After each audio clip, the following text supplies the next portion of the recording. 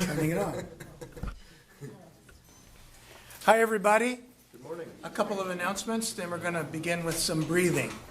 Well, I know you're already breathing. Specialized breathing, intentional breathing.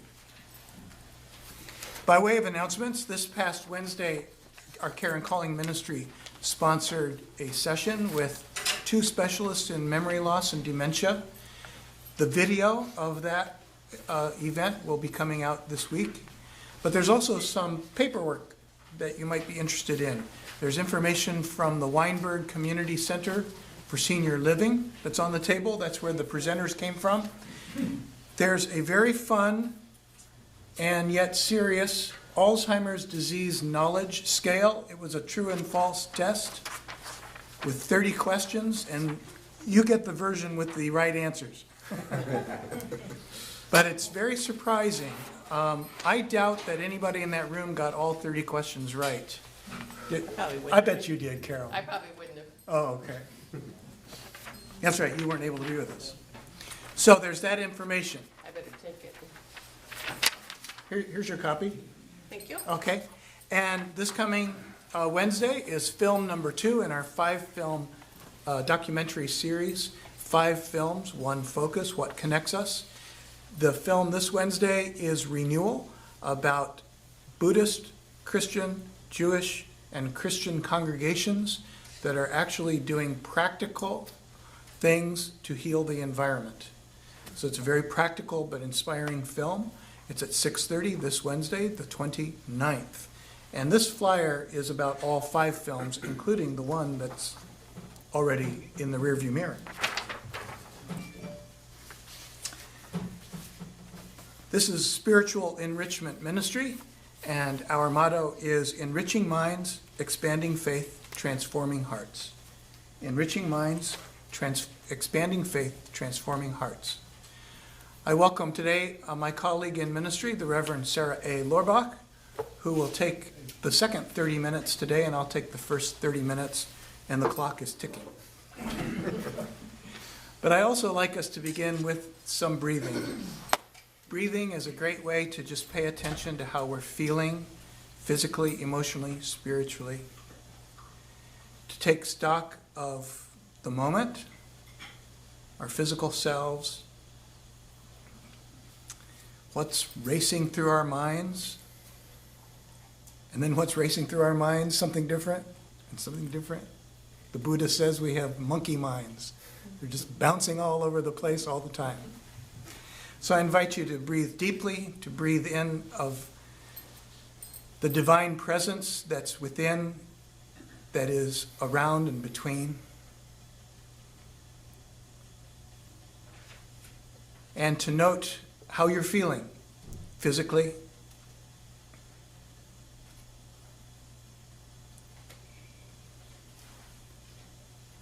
to breathe out anxiety, tension in your body, stress.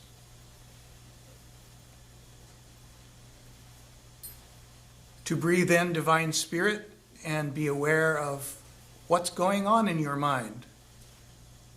Concerns about yesterday or this afternoon or tomorrow. And to release those concerns so you can be present here and now.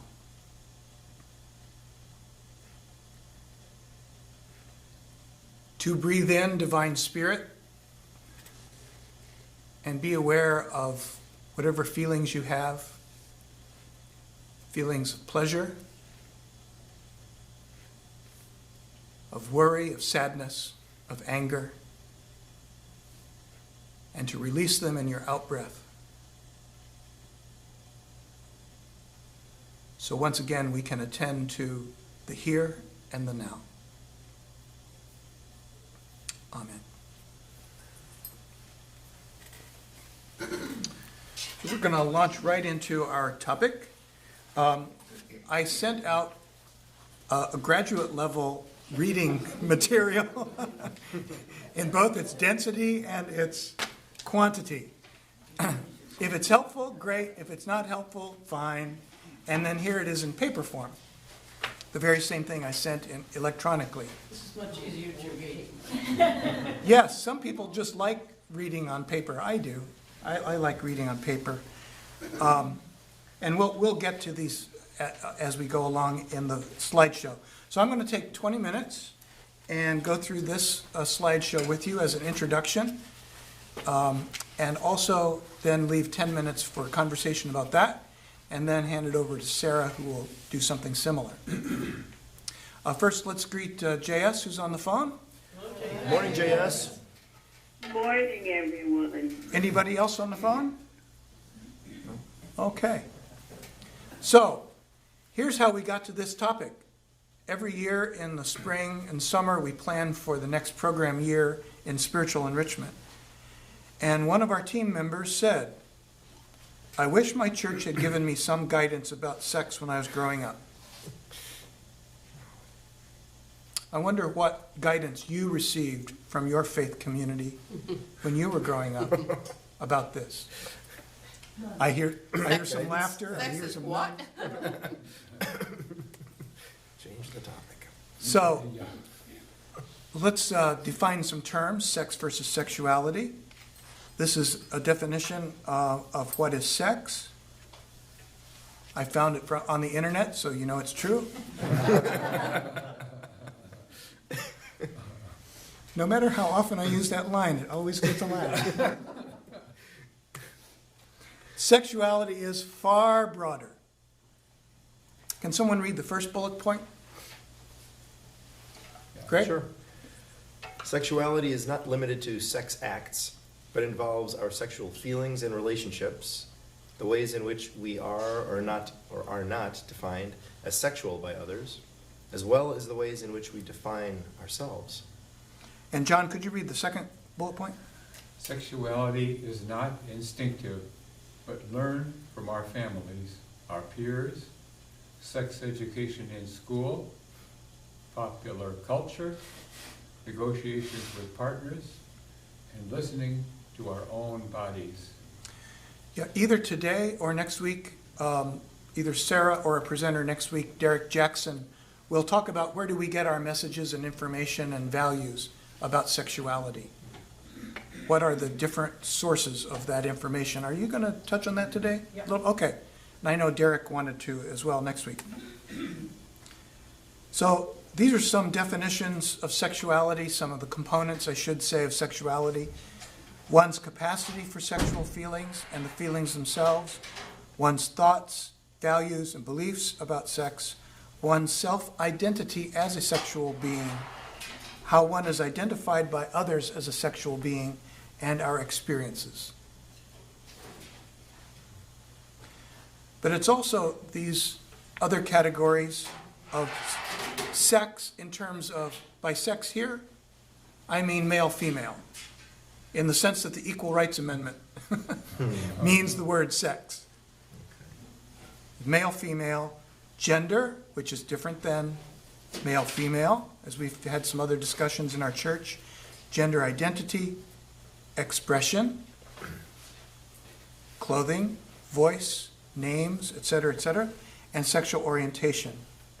Sexuality is therefore many things.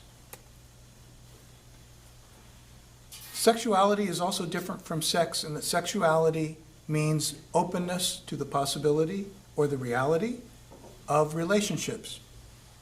Look at all those words in that word, what's that called? Word cluster, a word? Wordle. Oh, Wordle. Often when we think about sex, we don't think about these things necessarily. That's why the word sexuality helps us understand that we're talking about how we relate to others, as well as the act.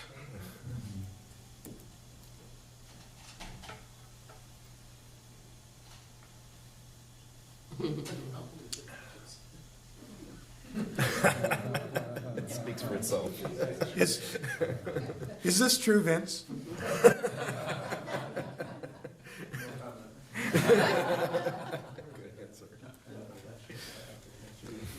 So, my goal here is quickly to establish a theological basis for how Christians might think about sexuality. And to me, the obvious basis is incarnation. God took a body. That says a lot in the Christian faith. I mean, Christianity is unique, as other religions are unique in their own ways. But one of the uniquenesses of Christianity is this astounding belief, is that God became human. God became human. Another word for incarnation might be embodiment. This book by James B. Nelson was pivotal in the 1970s or 80s. I forgot when it came out, and I've lost my copy a long time ago. James Nelson was a United Church of Christ pastor, and he taught sexual ethics and ethics generally at United Theological Seminary in New Brighton, Minnesota, a suburb of Minneapolis, for many years. I believe he's now deceased. But this was a very key book in helping the church understand the goodness, the blessing of human sexuality as a gift from God.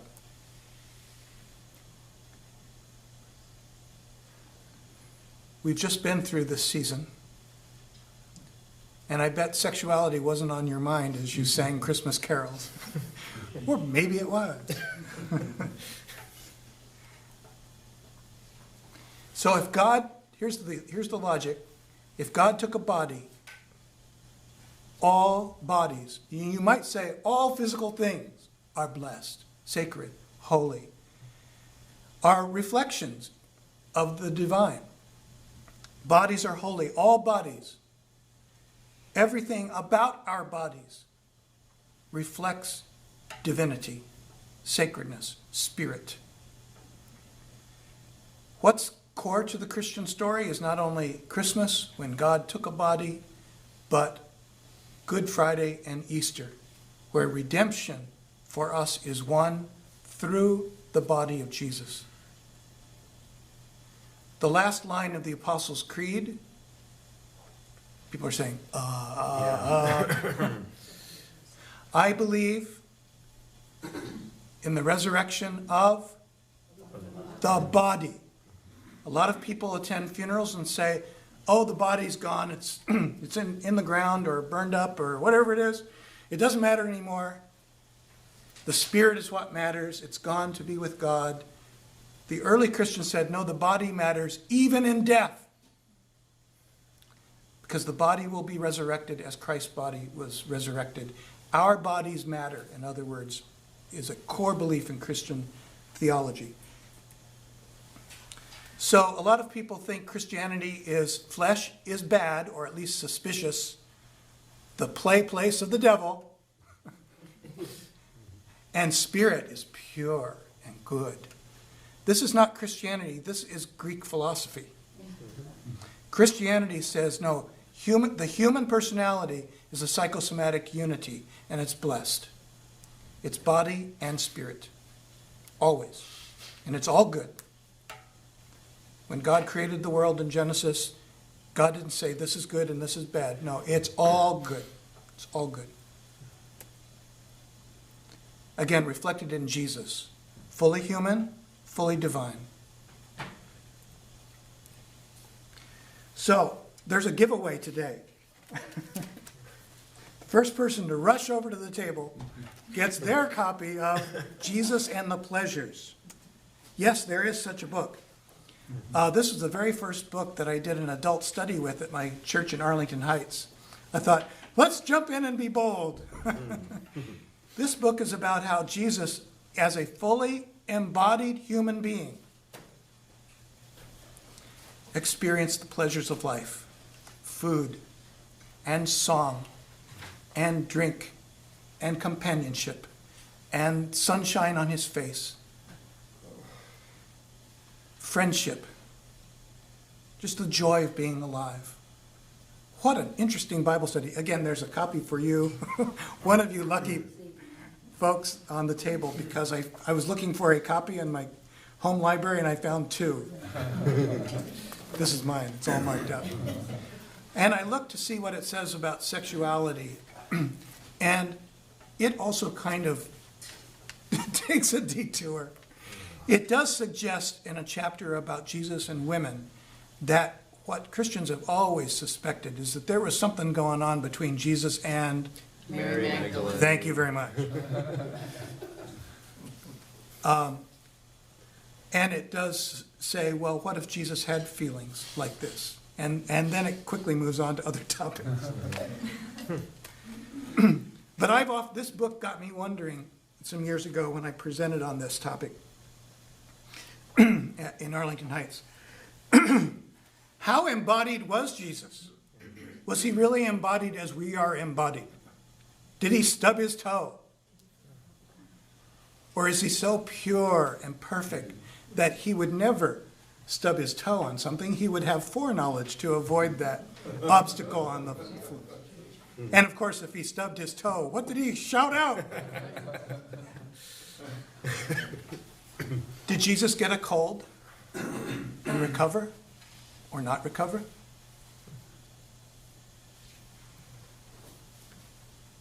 If these are possible, did Jesus have sexual feelings? And if these things did not happen to Jesus of Nazareth, was he fully human, as Christian theology has maintained since the Nicene Creed in the 4th century? Another way of addressing this is, could Jesus have been fully human without being a sexual being, since human beings are sexual beings?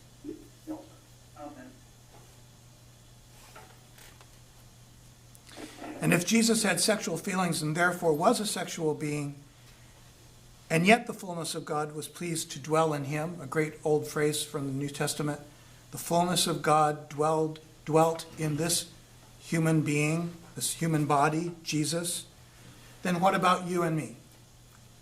Is there anything about us that is repulsive, that is rejected, that is impure just because it is a part of us? Is there any human function? If not, then it's all blessed and it's all wonderful. Can the fullness of God dwell within us as sexual beings? If not, we are the most miserable creatures to be pitied. The conclusion I offer you is sexuality is holy in its broadest definition. And not for some, but for all. So, back to the very question that got us on this topic in the first place. What do we do about it? What about ethics, which is usually where churches want to jump in right away without a good theological foundation? How are we supposed to live as sexual beings? Well, the answer to all ethical questions for Christians is we are to live responsibly.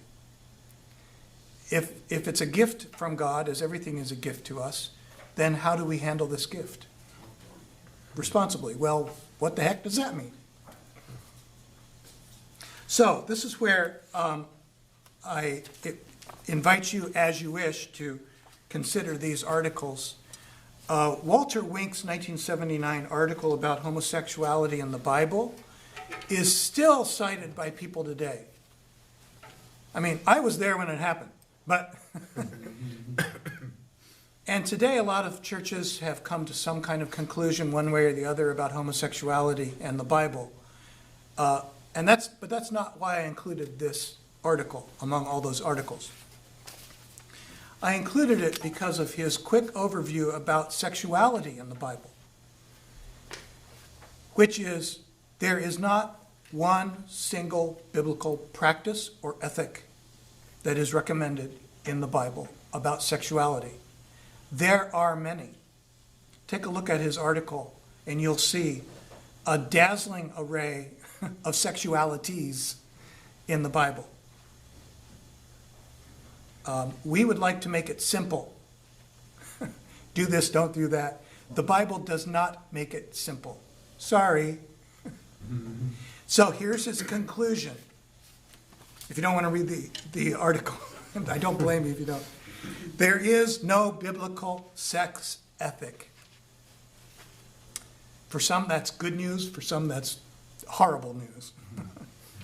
The Bible knows only a love ethic, he says, which is constantly brought to bear on whatever sexual mores are dominant in any given country, culture, or period. A love ethic. A love ethic, which begs the question, what is love? Well, the Bible does not leave us completely clueless about love. You probably know there's 3 or 4 words in the Greek New Testament for love. And the highest form of love is agape. Have you heard this term before? Agape is a love that is spiritual, yes, but it's manifest in words and deeds. It's self-sacrificial love. It's not love for what it gives you back. It's a kind of love Buddhists refer to as bodhisattva love. It's like, I'm not whole until you're whole, and so I'm going to work for your wholeness, your welfare, your health, your flourishing, and then join you in that. So love is commitment, loyalty, even when you don't feel like it. I have sometimes told couples in a wedding that from time to time they should just kind of finger their wedding band so that they remember that they're married even when they don't want to be. They don't feel like it. Love means helping people. Love means honesty. Love means listening, caring, compassion. Listening to another human being may be listening with not just your ears and your mind, but your heart, your body, may be the closest thing to loving another person that we know. Because you are giving yourself completely in that moment, in that place, to the concerns, the welfare of that other person. You are connecting heart to heart. That's what that picture on the right was trying to express. So the next article in this endless packet of articles is from Karen LeBeck, who's now retired as an ethics professor at Pacific School of Religion in Berkeley. This article also is still cited again and again and again today, but I remember when it came out, and her basic point is, okay, the church has always said celibacy and singleness and faithfulness in marriage. Well, what about the 50 or more % of people who are not married?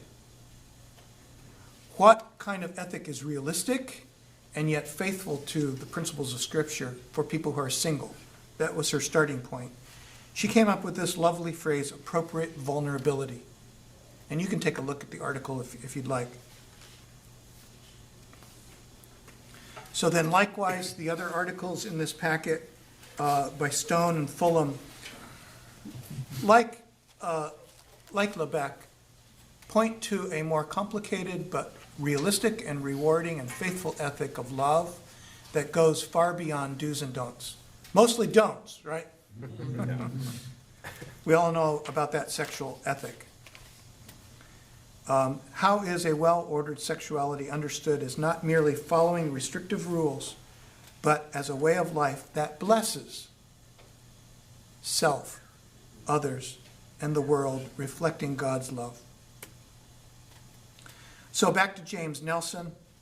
The final article in this packet is by Jim Nelson, in which he says churches have for too long been silent on this issue, not providing the guidance that's been in our tradition all along, but because we've been afraid of broaching the topic, because it's sensitive, because it's political, that people will criticize the church. And so a lot of churches have just been silent. Silence is never good about anything, right?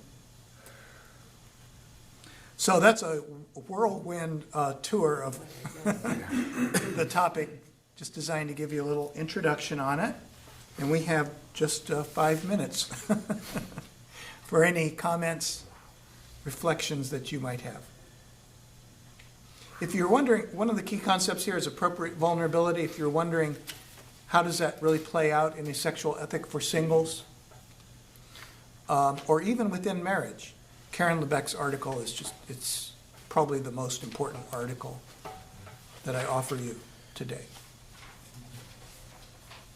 Yes, Bill? I recently ran into a couple of articles in, I don't know if it's a section or it's part of the New York Times called Modern Love. And a couple articles that I read recently told stories. I forget if it was a Q&A, sort of like a Dear Abby style. Dear Abby, here's my problem, what should I do? But anyway, the vignettes that were portrayed were of younger single people, younger meaning 20s and 30s, who had, sexual relationships with another person for a long time, but they didn't have intimacy and they didn't have commitment. They never said love. They never said boyfriend, girlfriend. They never said anything about their relationship. And I'm wondering if this appropriate vulnerability question is sort of ringing alarm bells in whoever follows this stuff for that generation.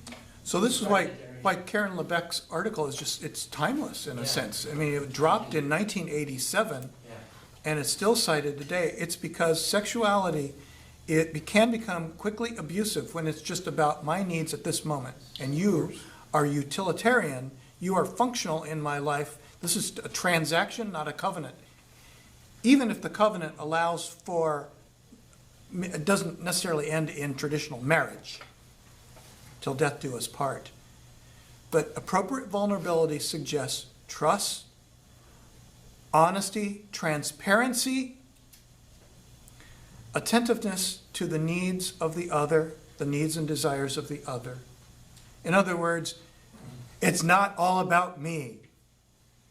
So the hookup culture, as it's sometimes called, the friends with benefits culture, as it's sometimes called, whatever you might call it, does come under critique from Karen LeBeck, although those are today's terms, not 1987's terms. But it's still helpful. She says she's trying to drive a middle road here between the traditional do's and don'ts, which don't work for anybody, and an anything goes philosophy where, as long as I get my needs met, to hell about you. And I don't care about friendship here, and I don't care about if I might be doing something you don't want, and I don't care about what happens tomorrow, about pregnancy, about disease, about am I going to call you, are you going to call me? I don't care about any of that. I just care about myself right now. Karen LeBeck says, in between those two extremes is the possibility of tenderness and trust and love. And love maybe doesn't necessarily mean forever till we die commitment. And there's another article by a Roman Catholic theologian from Berkeley, which is also pretty old, in which she dares to suggest that even in the Catholic Church, there is room for what used to be called premarital sex. Yes! Look at that article.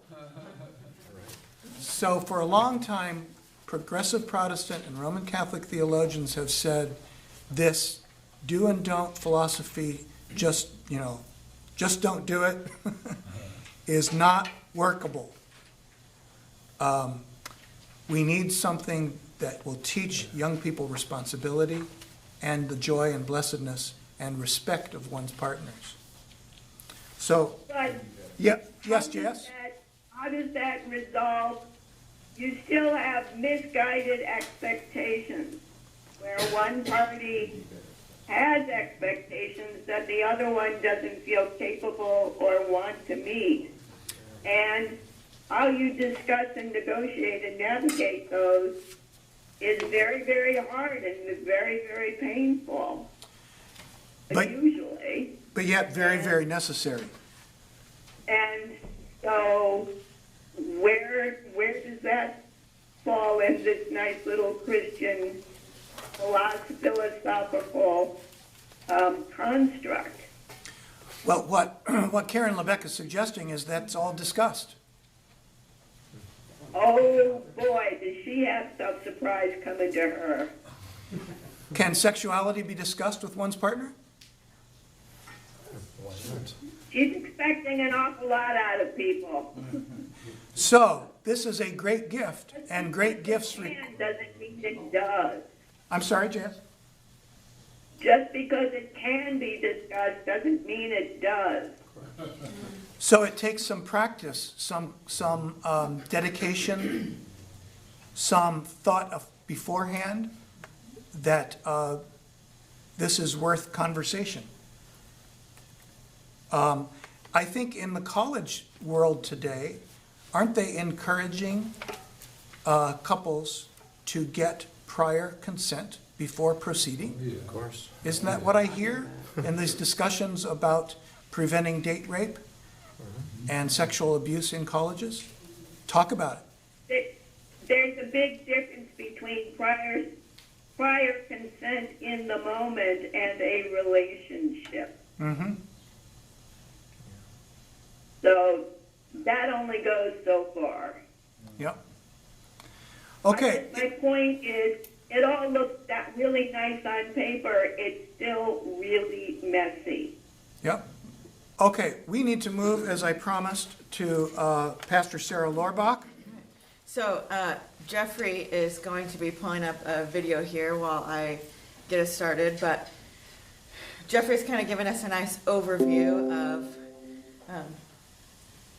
alerts on computers, of kind of church and sexuality, and I'm going to touch a little bit on that, but then I'm going to move more into why are these conversations important and why we should be having them in these spaces in houses of worship. So what is the first thing that comes to mind when we put the words faith and sexuality together? Oh gosh. Well, but not That's hard to answer. Too deep. I just got out of chem lab. Ooh, that's really hard. I guess it's not talked about a lot. I would probably say a divide. There's definitely a boundary, but there shouldn't be. So I automatically think of like negative things. A lot of conflict. Marriage. You're what? I don't think they necessarily have anything to do with each other. For us, it's more like a personal thing, like you don't talk about it. Clash! Probably think of like freedom of speech on campus. Abstinence. Confusing. My sister, because she's homosexual and battling with the religion and faith. I think that a lot of times they're like pinned against each other and they like really don't have to be, and they there's definitely room for like reconciliation in that, but like the conversation and like people's opinions need to be like expressed and talked about like openly.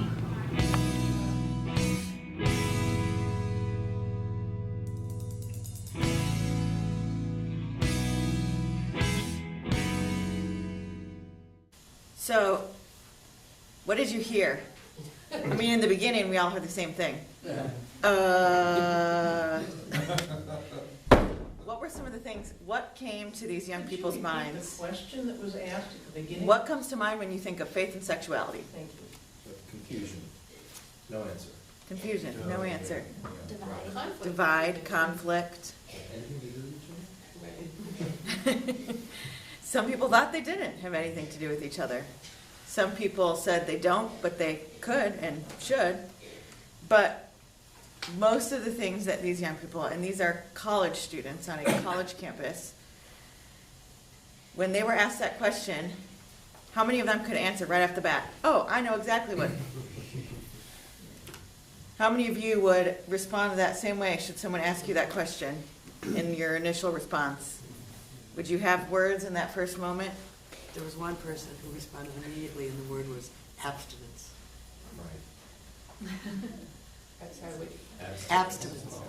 One young woman. The quickest response was abstinence. So, part of what I'm going to talk about today is why is there such a divide between these two things? Why do we have these viewpoints when we talk about the intersections or lack thereof between faith and sexuality?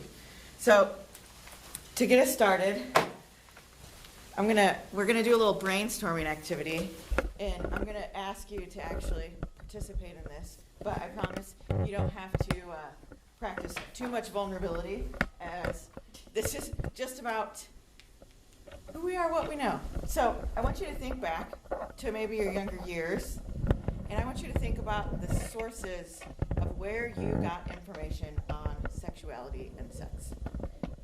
Whether it's people or places, media, newspapers, magazines, movies, whatever that is, I want you to think about the sources of information that you had for your sexuality education growing up. And I'm going to put them on the board. And if you have a repeat, say it, because I'm going to note where our repeats are too.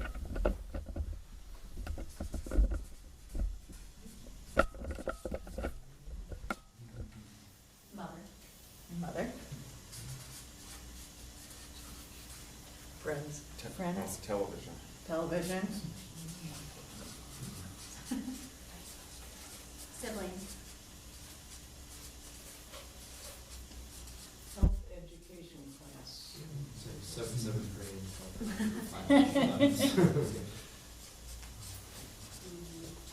What else? I worked in a library many years when I was a high schooler, so I would take a little time to go to certain sections. Books. Library. I'll put a dot, dot, dot. Yeah, simply romantic literature. Romantic literature.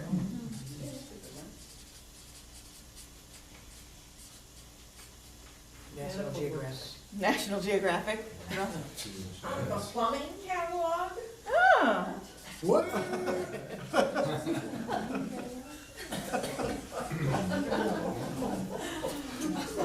The places we learn things.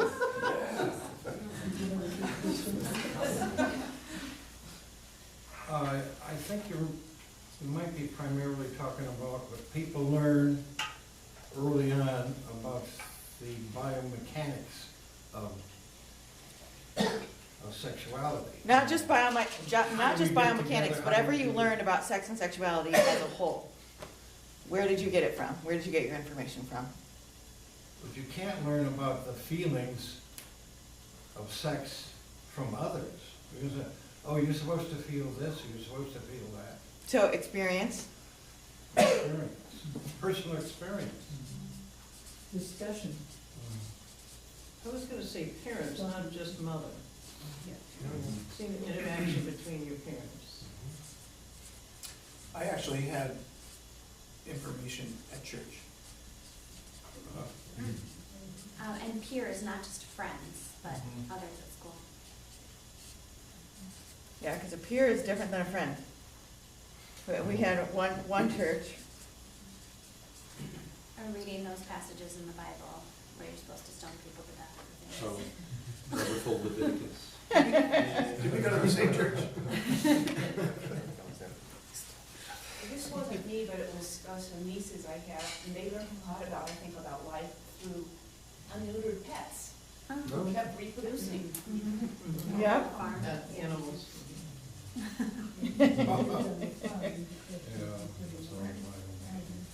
Oh, yeah. That kind of goes hand in hand with the National Geographic catalog, too. That happens a lot on farms. Yeah. Kids will grow up on farms. That's how they learn.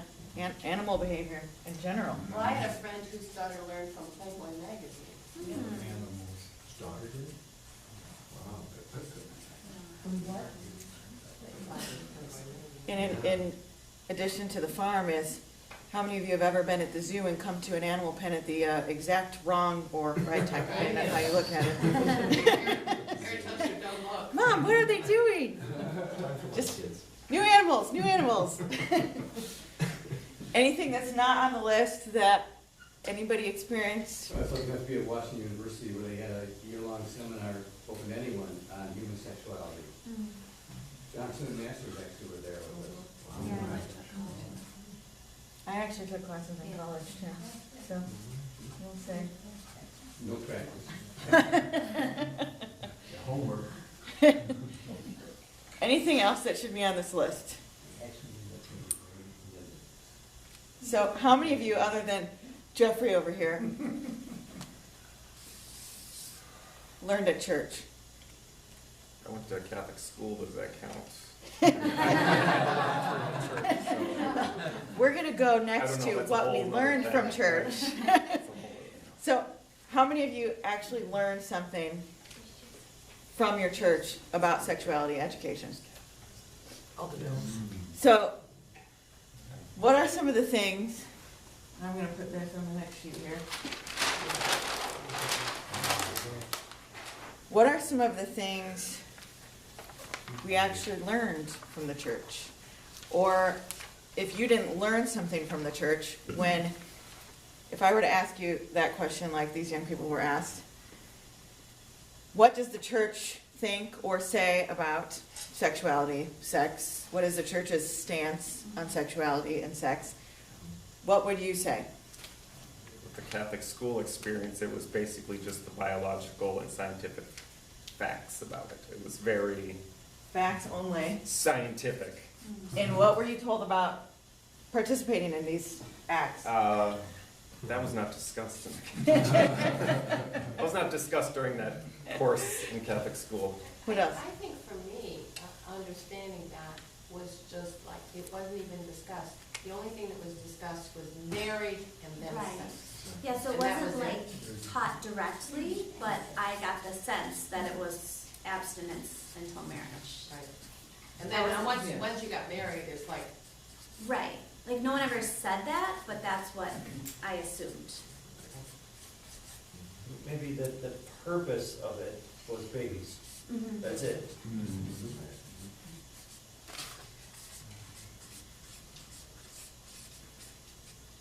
Anything else that's not on here? I'd like to make a point about my sister's comment to me the day she was married. She drew me aside, because I never did. And I have to tell you, our mother drew her aside, and in very,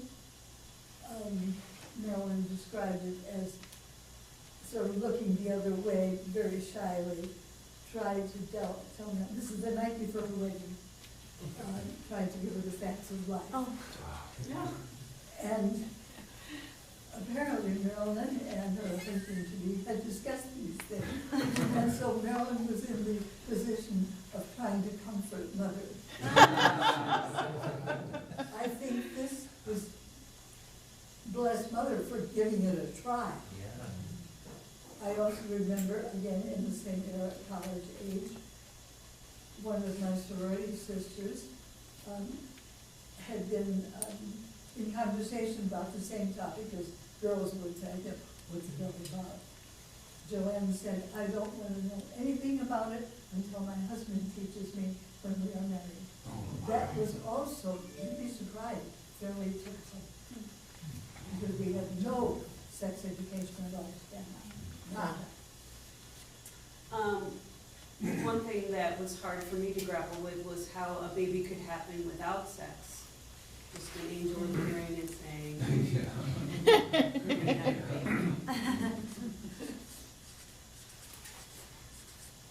I grew up in a United Methodist church, and my congregation taught the party line about the things that I was interested in anyway, which is homosexuality was wrong, a disorder.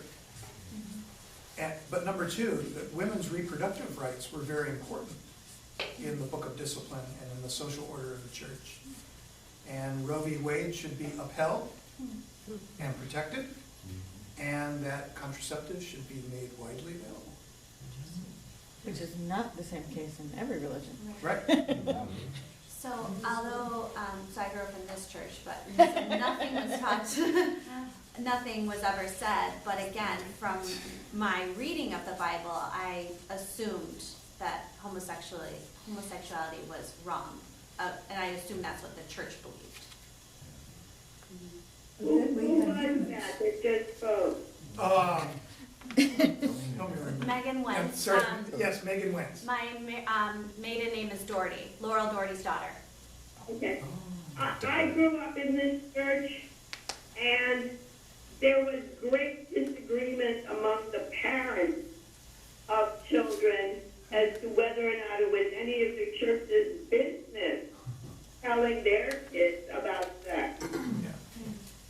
faith and sexuality.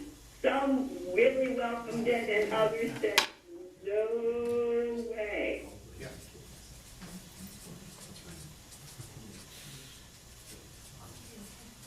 All right, so we've got a pretty good list, but what I want to do now is, instead of just talking about,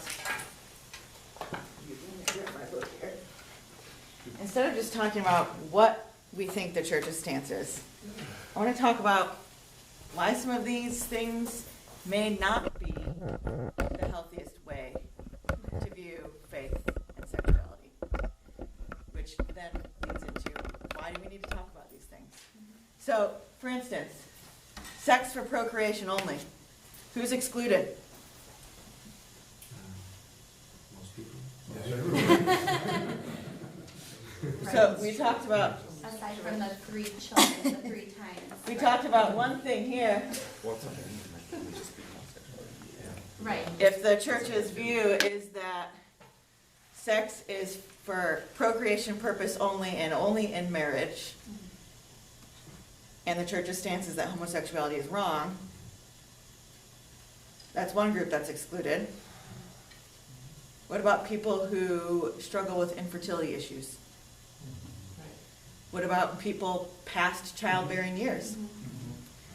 What about people? Masturbation? Yep. What about people who, for some reason or another, don't want to get married or don't want to be parents? So there's lots of. The prescription is that those people shouldn't have sex. Right. Right. So, which is if you put them all together, that's a pretty good chunk of our world. And a very small percentage that's actually included in that. So this is where we get our, abstinence-only education, which is noted. Abstinence until marriage. Marriage, even in marriage, the only purpose is to bring kids. One of the other problems with this kind of stance, how many of you have heard of the show Handmaid's Tale? Say that again. Handmaid's Tale.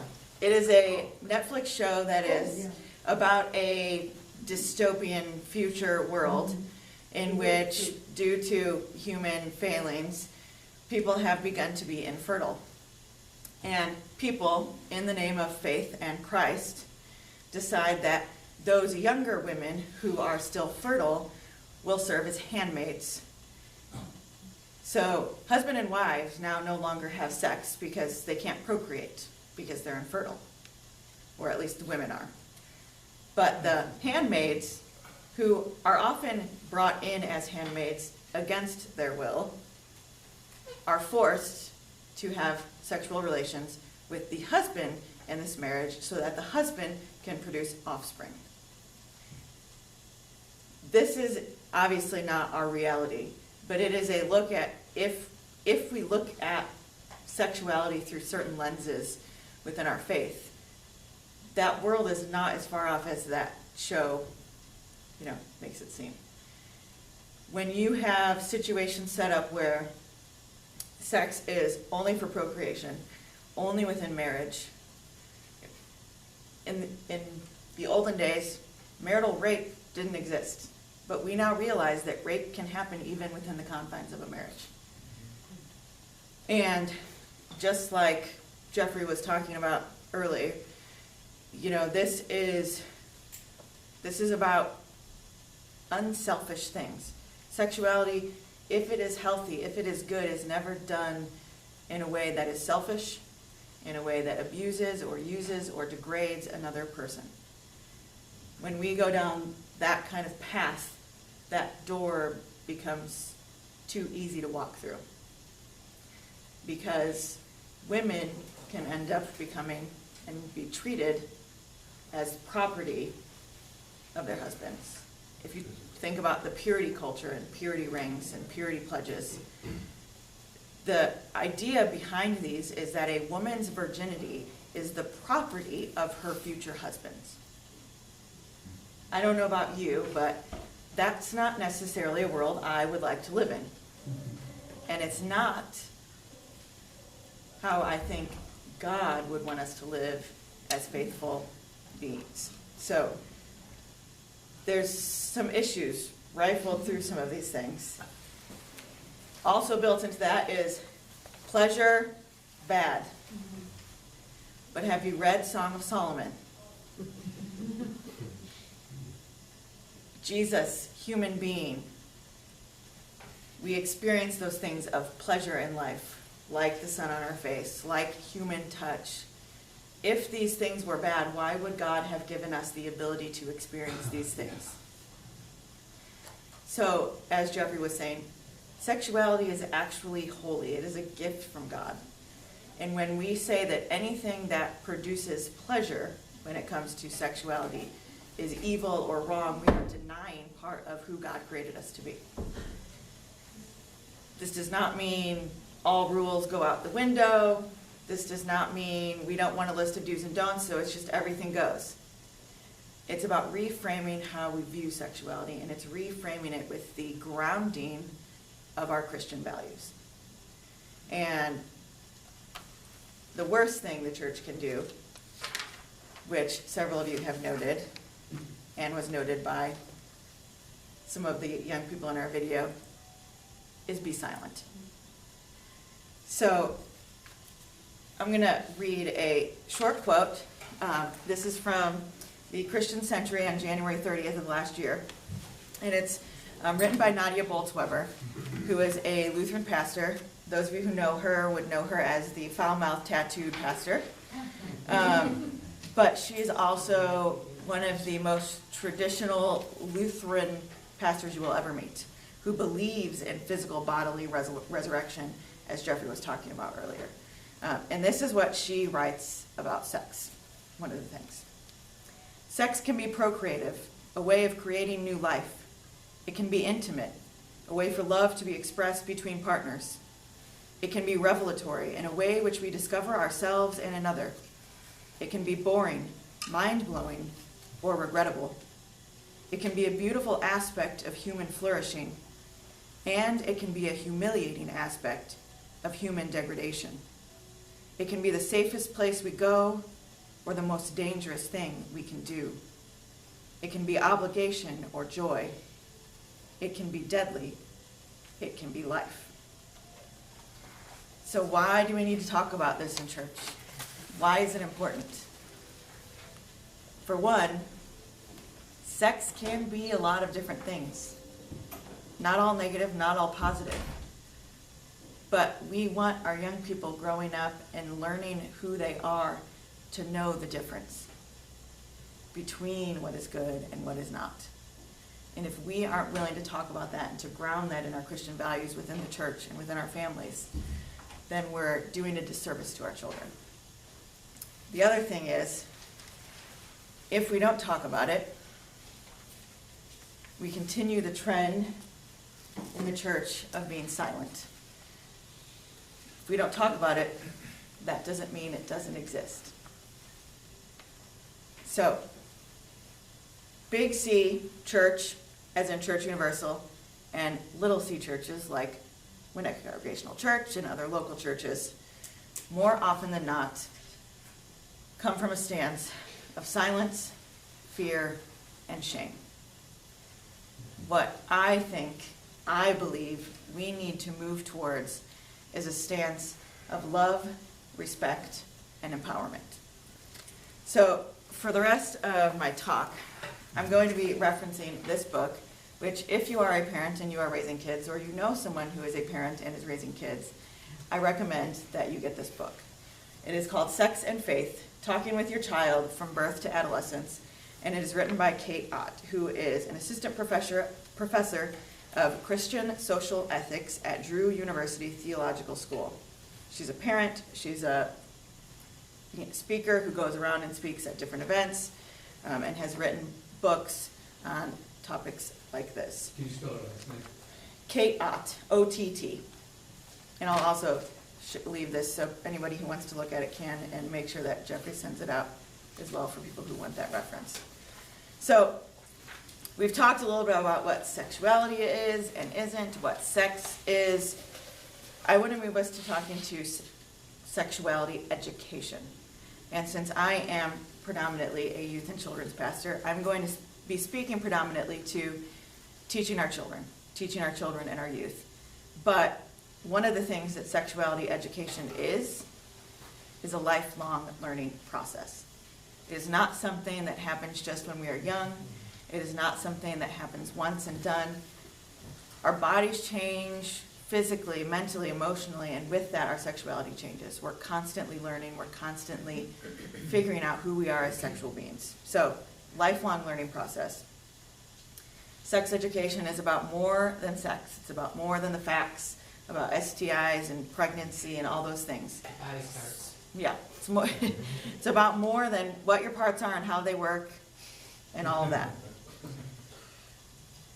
It happens even when we aren't talking about it.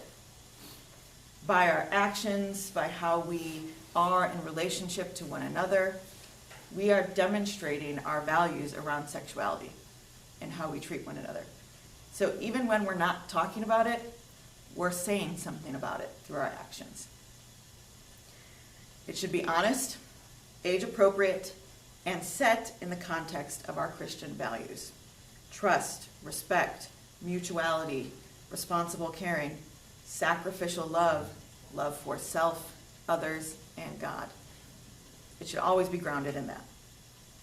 And it should include all aspects of sexuality. All those things that Jeffrey named earlier. So, how many of you mastered the English language in one class? Raise your hand if you came out of the womb able to do calculus. I'm raising my hand. Does knowing how to make scrambled eggs make you a chef? If I told you right now to pretend that this TV did not exist, would it magically disappear? So, these are all trick questions, obviously. None of you said yes to any of these things.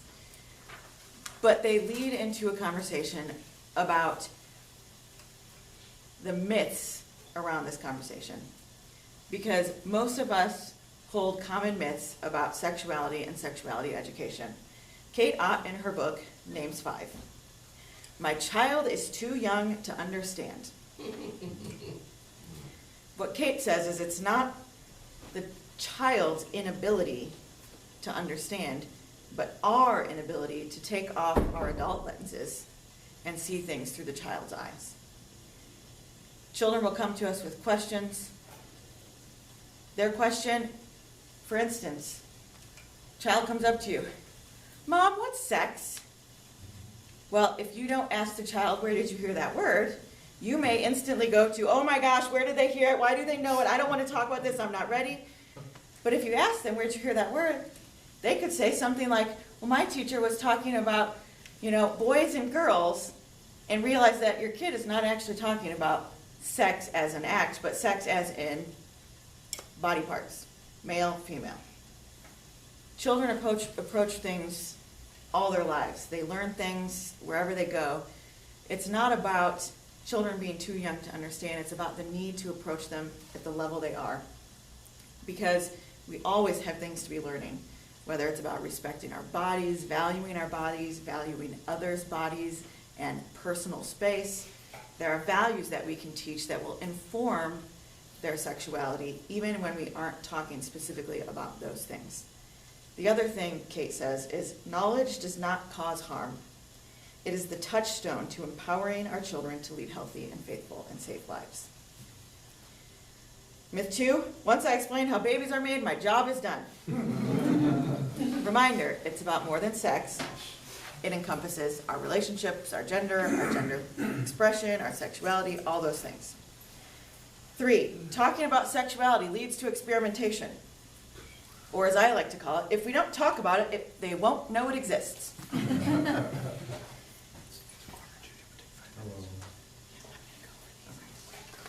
So, this is actually the opposite. Studies show that the more knowledge young people have, the less likely they are to experiment. 4, I must have all the answers. It's okay to not have the answers. It's okay to say, I don't know that. Why don't we look it up together? Or let me get back to you. It's not about having all the answers. It's about open, honest conversation. 5, I can do this in just one talk. Just like you couldn't master the English language in one class, this is something that is lifelong, and it has to happen over many little talks, teachable moments. They're going to ask questions, and sometimes they won't ask questions, but that doesn't mean you can't use a moment to teach them something. So, what I want to close with are not Kate's reasons, but my 4 reasons why these conversations matter and why we should be having them in church. And once again, going back to what I said earlier, this is not about erasing the rules and creating an anything goes culture. We have to move beyond our discomforts to be able to have these conversations. So, number 1, sexuality is a gift from God, something to be embraced and treated with respect and dignity. 2, if we don't talk to our children about it, they will get the information somewhere else, but it most likely won't be grounded in the same values. 3, having these conversations will help our children grow up to be healthy and whole individuals who value and respect themselves and others. And 4, we want our children to be empowered and prepared, not afraid and ashamed. Sexuality is not a dirty word, and we have to stop seeing it as such in the church, because we have a responsibility as faithful people to help our children and to help one another embrace our Christian values, not just when we're here in the church, but in all aspects of our lives and all aspects of who we are. So, this is just the beginning, but let's keep talking about it. We have a couple minutes before 10:02. Some responses to Sarah? Sarah, who do you want to take a response from? We'll go one here, and one. Whoever wants to go first. What are you doing with the Sunday school in relation to this? What's the plan? So currently, Are you already started? No, currently we are not doing anything, and partly because to have these conversations takes planning, takes consent. So I would never have a conversation specifically about sexuality with the children and youth of the church without consent of their parents, because they are minors, because I want their parents to know, hey, they're coming and they're having this conversation. So we don't currently have anything set up in our church to talk about these things, but my hope is that as the church begins to be more open to these conversations, that we might be able to move in that direction. Next week, you'll get to hear about a curriculum called Our Whole Lives, which is comprehensive whole life sexuality education, which is one thing that churches have used to do sexuality education in that faith-based context. Would that apply also to our servants group? Yes, yeah. I will, with our safe church policy, with things like that, topics like these, any kind of topic that I feel, and this would be one, I would want parents to know we're talking about this so that they can decide whether or not they want to send their child. So that goes from servants all the way down. We'll go John, and then we haven't talked about transsexual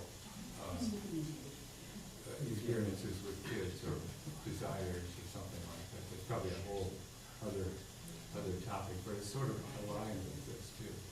Well, and that's part of what comprehensive sexuality education, it talks about all those things: gender identity, gender expression, sex, gender, sexual orientation, and it talks about them through a Christian lens of dignity and respect and affirmation, so that as these children are learning who they are, they also learn to respect themselves and respect others, even those who are different from them. So part and parcel, but also something that would be much bigger than what we could cover in 2 very brief spiritual enrichment sessions on the topic. Jen? One thing we didn't bring up on our list of where we learned about sex was the internet. And in the 90s, when I was working as a librarian, a 4th grader came in to use the public library, and she was very crafty, and she searched up messy activities. And